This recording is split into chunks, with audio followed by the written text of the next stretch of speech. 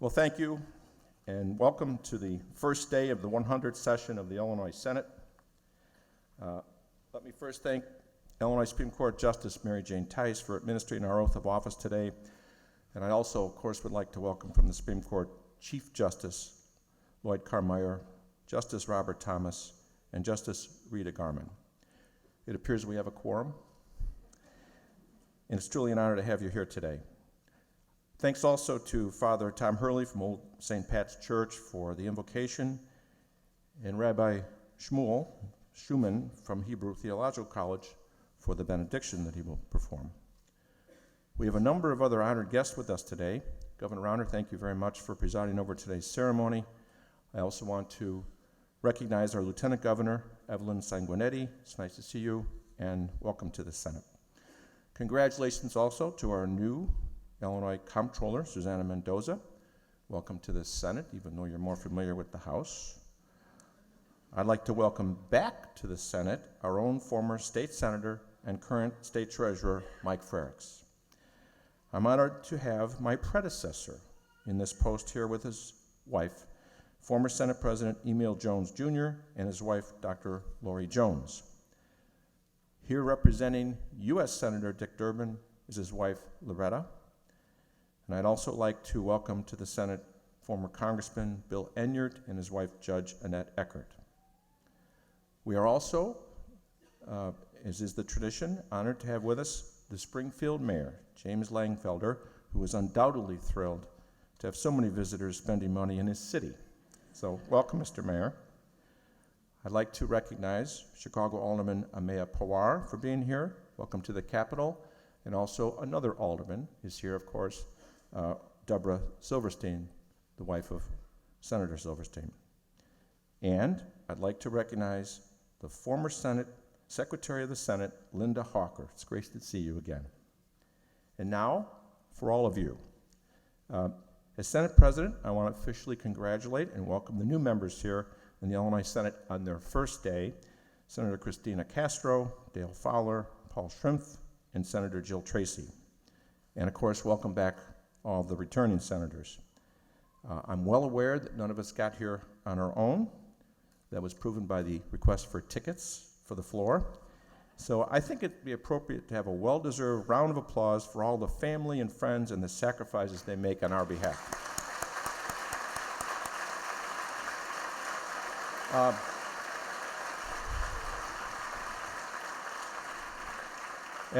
At this point, I'd like to interject a bit of presidential privilege and recognize a few members of my family. Let me remind everyone that I'm from a family of 9 children, and so is my wife. So don't worry, they're not all here. So we'll try this one more time. I've been elected Senate President, but she's the Speaker of my House. See, it still works. Pam Cullerton.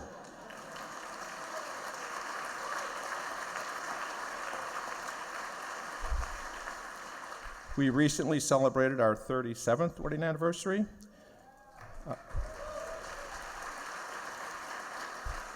Someone asked my wife, "What's the secret to your successful marriage?" She replied, "The secret to our successful marriage is we're both in love with the same man."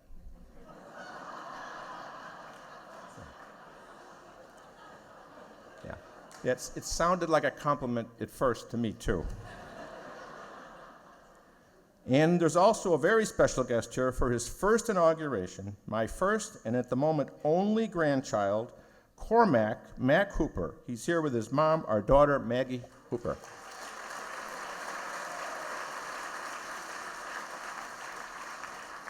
He's been a little unruly so far today, but in his defense, he's only a year and a half old, and he's really never been in a room with so many Republicans. So let's give him some slack. By the way, I recently became aware that my staff tracks the days I help with the babysitting. That's when they call me with the tough issues. Apparently, they prefer dealing with Grandpa Cullerton wielding a grandson than Senate President Cullerton wielding a gavel. Maybe, Governor, we should start bringing them to our leaders' meetings and see what happens.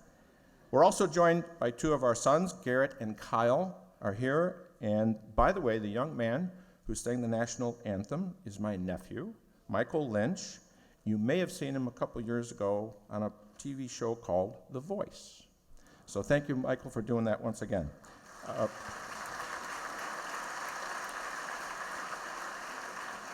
And of course, I'd like to congratulate Senator Christine Radogno for being re-elected Republican leader.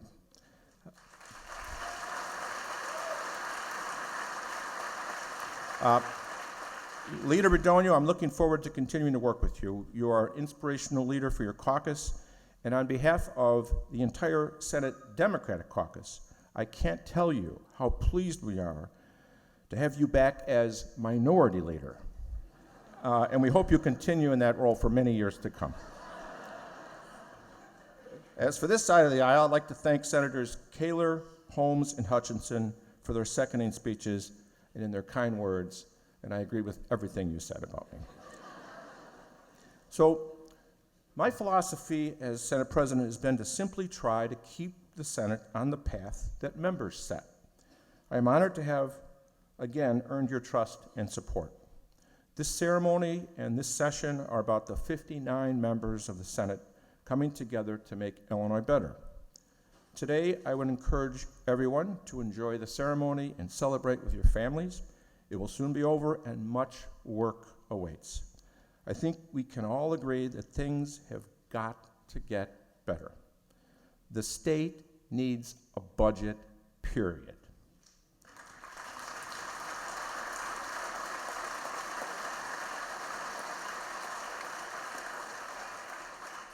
This has become nearly as ridiculous as it is frustrating. People, real people in the real world are fed up, and they blame all of us. I'm prepared to do something about this, and so is Leader Radogno. We have made it clear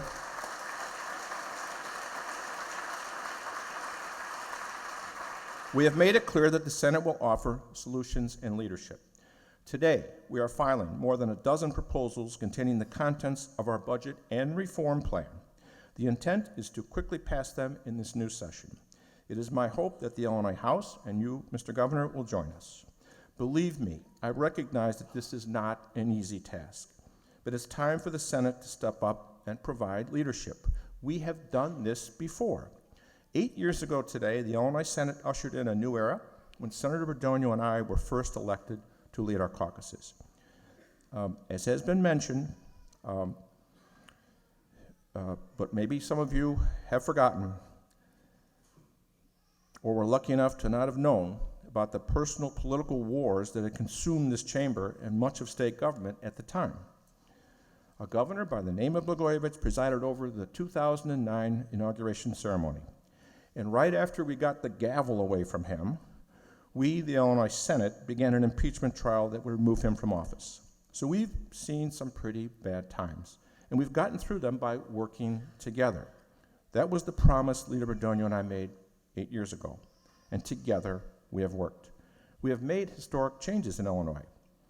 Now, I'd be the first to complain that we, the Senate, don't get the credit or attention that we deserve. That could be because we tend to cooperate rather than tear each other apart. And too often, if there's no conflict, there's no coverage. But I digress. It was together that we, the Senate, passed the 2011 workers' compensation reforms that began to rein in cost while also protecting workers. Could more be done? Yes, and we are working on that proposal. We, the Senate, also enacted workplace reforms that kept conventions and jobs coming to McCormick Place. And Governor Quinn vetoed that bill, so my first call was to Leader Radogno, and less than 24 hours later, the Senate had overridden that veto. And today, the convention business is again strong, thanks to our efforts. The Senate led the way on marriage equality. That, too, was a bipartisan effort that was important for thousands of people across the state. And because of us, they have the same basic rights as everyone else. Those are real people with real rights that we helped. And just a few weeks ago, we, the Senate, passed sweeping energy policy changes. Most people called it the Exelon bill, but it also contained groundbreaking environmental policies that will guide Illinois and the nation for years to come. I, however, think of that bill as the Roy Durkee plan. Roy is a union welder in the Clinton Nuclear Power Station, which is in Senator Chapin Rose's district. Roy's job at that power plant pays his mortgage and is how he could afford a new car for his family. There are hundreds of workers like Roy at the nuclear plants in Clinton and the Quad Cities. If those plants had closed, it would have wiped out jobs, families, entire communities. We didn't let that happen. Now, perhaps some of you are sitting there thinking, well, none of those things affected us. And to that I would say, did you enjoy the 70-mile-per-hour speed limit on the drive to Springfield today? That was Senator Oberweis's idea, Republican Senator Oberweis. Now, Senator Oberweis, it wasn't long ago that the political animosity was such in this chamber that Democrats would have simply stolen your idea, filed our own version, and then taken the credit. It's called bill-jacking. That's the kind of thing that Leader Radonio and I talked about ending 8 years ago. And I went back and reread our 2009 speeches. I talked about the need for a sense of camaraderie in solving problems. Leader Radonio, you welcomed the opportunity to work together. You cautioned that Republicans would disagree with us from time to time. Those disagreements, however, would be principled, not petty or personal. So we need to continue to honor those commitments now as much as we did then. Unfortunately, we find ourselves seemingly mired in a new campaign season before the old one is over. And we call for bipartisanship and compromise, but there's some political attack dogs sniping at every development.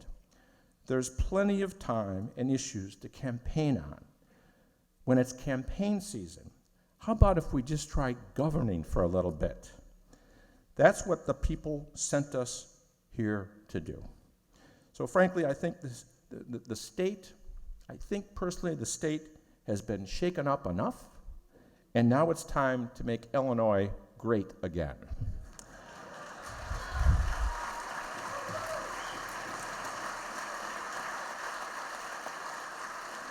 It's clear the Senate's not afraid to take tough votes to solve problems and move the state forward, so let's get to it. So in closing, to the members of the Illinois Senate, I again thank you for the opportunity to lead this chamber and promise to do the best to be fair and vigorous in doing so. Thank you very much. So now we have our